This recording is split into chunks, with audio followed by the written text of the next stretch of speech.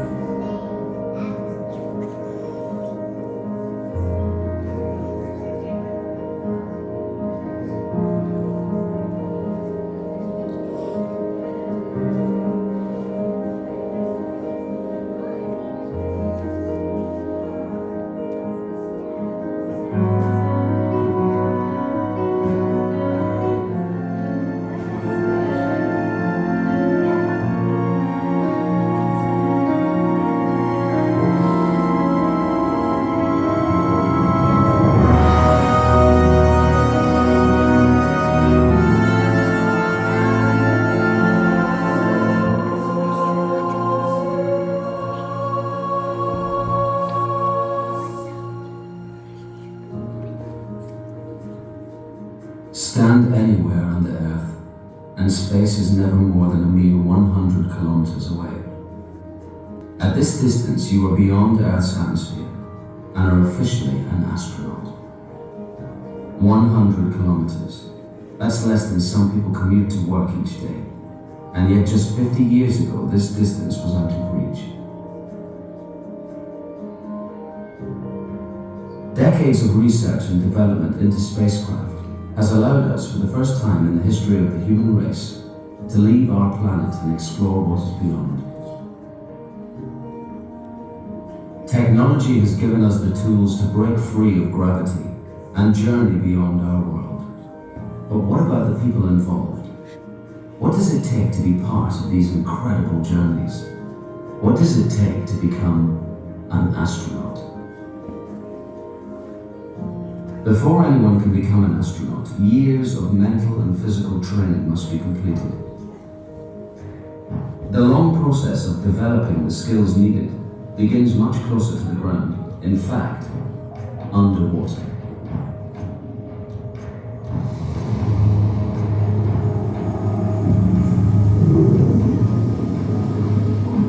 This is a neutral buoyancy training tank, a very deep swimming pool filled with underwater versions of spacecraft and robots. Neutral buoyancy is a state where an object neither sinks or floats. Using a combination of weights and flotation devices, the astronauts are suspended in a kind of underwater weightlessness.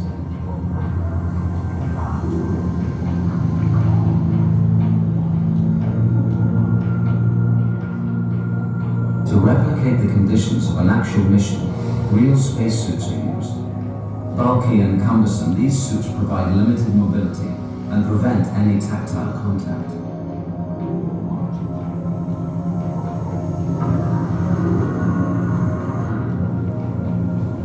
Getting used to these restrictions allows astronauts to prepare for the complex tasks required in the harsh conditions and microgravity of space. But to truly simulate weightlessness and experience its effects on the human mind and body, we need to head upwards.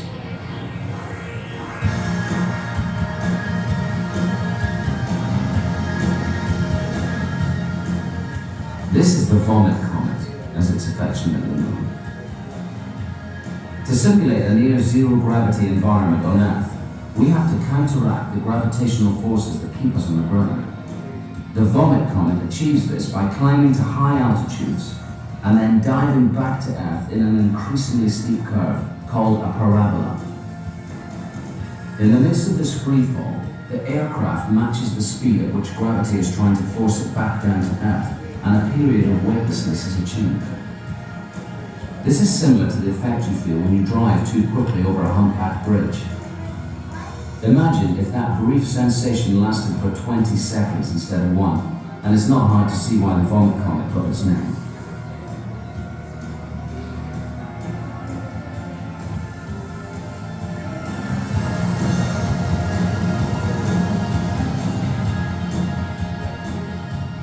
A lack of gravity is not the only scenario astronauts have to train for.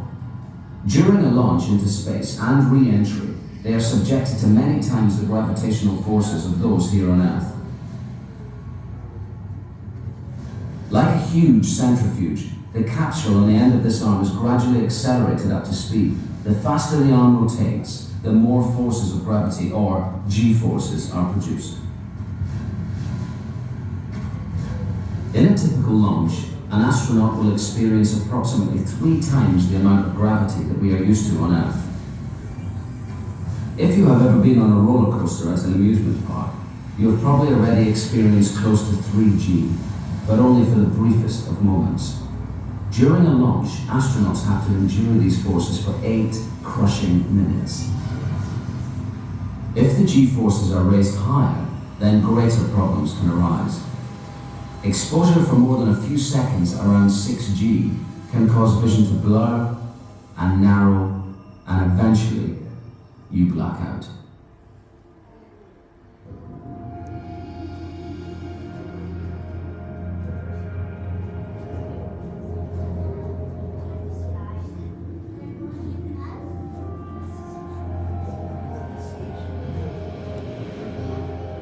With training complete, you are finally ready to launch into the hostile environment of space and perform the tasks of an astronaut.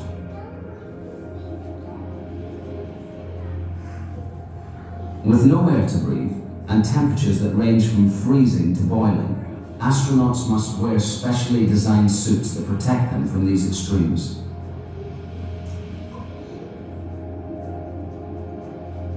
Underneath these suits is a complex network of pipes which continually pump hot and cold water over the surface of the skin, regulating body temperature. The suit also acts as a mini pressure environment that supplies oxygen and protects against the vacuum of space. Spacesuits can protect astronauts from the external effects of space, but what about the internal effects? Humans have evolved over millions of years to be best suited to conditions here on Earth. In the sudden absence of gravity, the body starts to adapt. An immediate result of this adaptation is a condition similar to seasickness. Inside the inner ear, there are thousands of little hairs and small crystals called otoliths. Their function is to constantly update the brain as to which way is up. But without gravity, there is no up or down. This confusion between what their eyes see and what their body feels results in almost 2/3 of astronauts being ill. This space nausea can last up to 3 days until the astronauts get their space legs. Also within this time period, the cardiovascular system is affected. On Earth, gravity forces blood to pool in the feet. Without gravity's help, blood and fluids pool in the chest, and this causes the heart to swell and pump slower.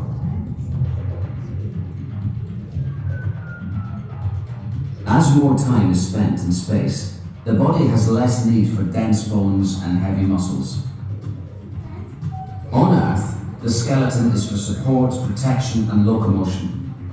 Strong, dense bones are essential to prevent injury. Microgravity reduces the demands placed on the skeleton. As a result, bone density is slowly reduced.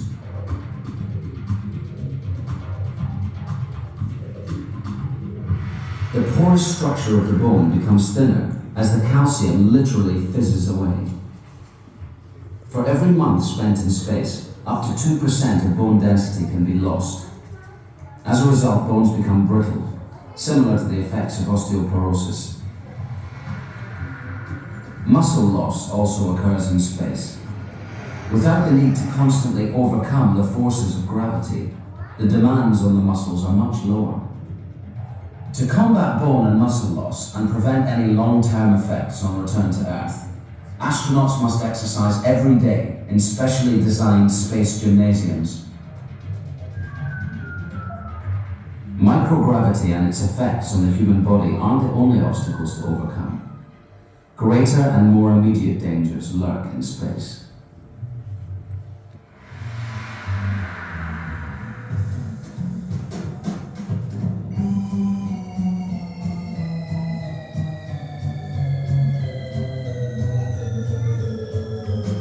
This is Chad, our test subject. Chad has been volunteered to demonstrate just how dangerous space really is. Space is a vacuum, which means there is no air. And when there is no air, Chad will not be able to breathe.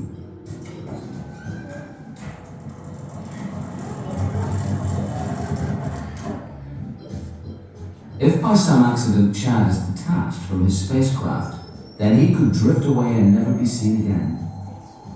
If Chad's suit is torn or punctured whilst in space, his career as an astronaut would soon be over.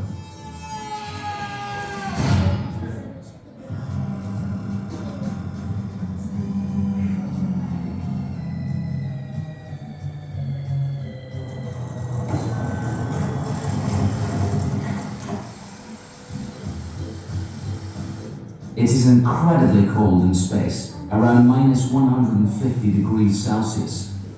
Without a specially designed suit, Chad would freeze solid in seconds.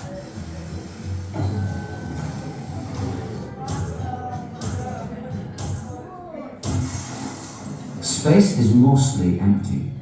However, there are some objects out there that Chad needs to look out for. Micrometeoroids are tiny rocks speeding through space.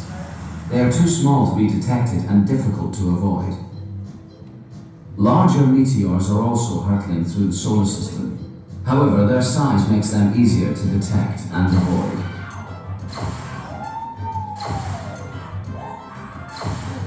Almost everything that has ever been launched into space is still out there.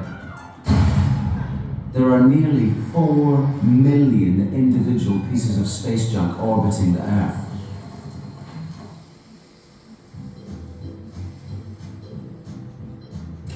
As well as heat, the sun emits electromagnetic radiation, just like a microwave oven. On Earth, our atmosphere filters out these harmful rays. Suntan lotion, sunglasses, and a hat are all you need. However, in space, without the protection of a real spacesuit, Chad would quite literally cook.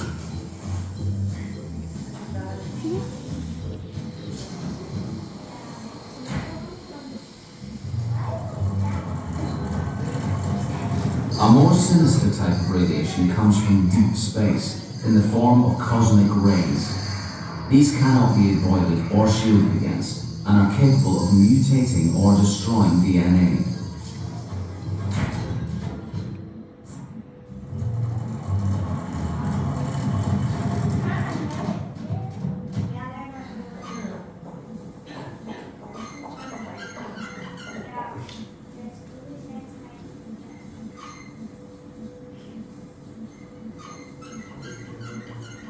However, the most dangerous place for an astronaut isn't in space at all, but right here on Earth. More injuries and fatalities have been caused on the launch pad or shortly after blastoff than at any other time.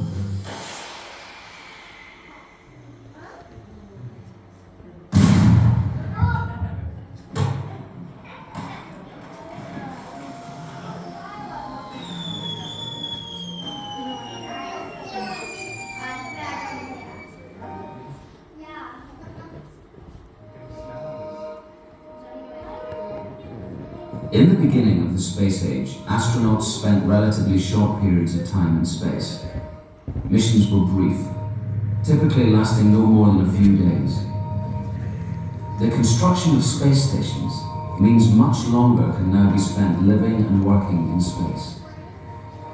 But what do astronauts do once they are in space, and how do they cope with day-to-day life in this unique environment?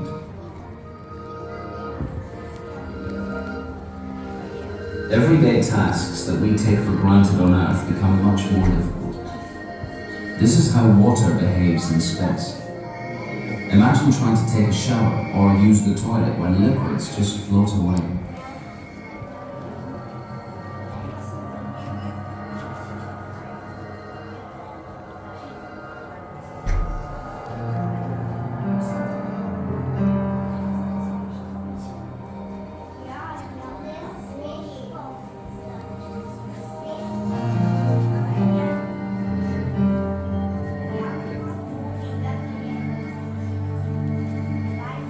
A major part of an astronaut's job is to perform scientific experiments and conduct research. Microgravity provides the opportunity to study science in a way that is impossible on Earth.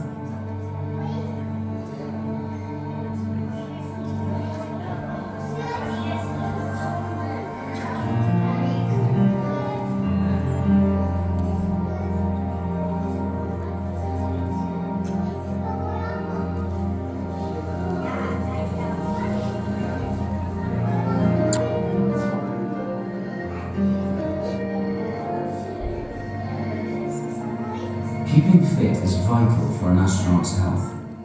They have to exercise for at least 2.5 hours every day to minimize the long-term effects of being in space.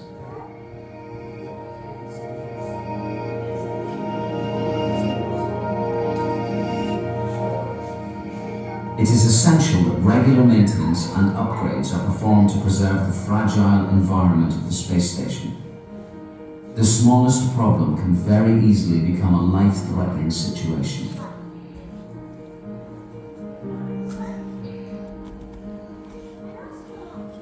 The knowledge we have gained through space exploration in the last few decades alone has had an immense impact on all of our lives. Instant global communication, advanced materials, and computer technology are just some of the tangible byproducts of the space age. Each step further out into space we take alters our perception of what is possible. The exploration of space extends across borders and serves to unite us all in a single common goal of discovery.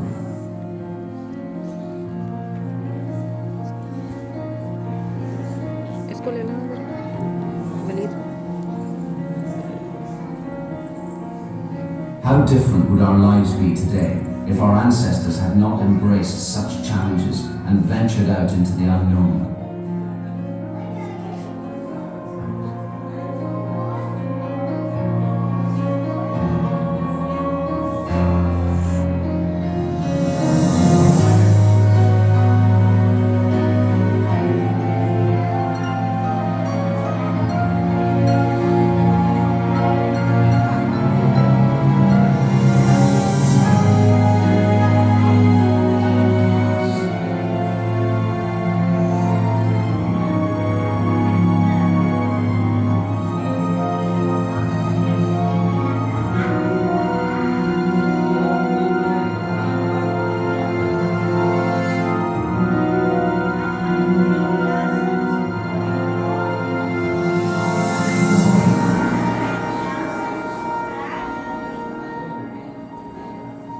Exploration has always been a dangerous and high-risk enterprise. The passion to explore has driven humankind throughout history to discover new frontiers. With this spirit, explorers have always had a relationship with the stars. They have been their constant companions, always present and unreachable. Once they guided sailors across vast oceans in their search for earthbound new worlds.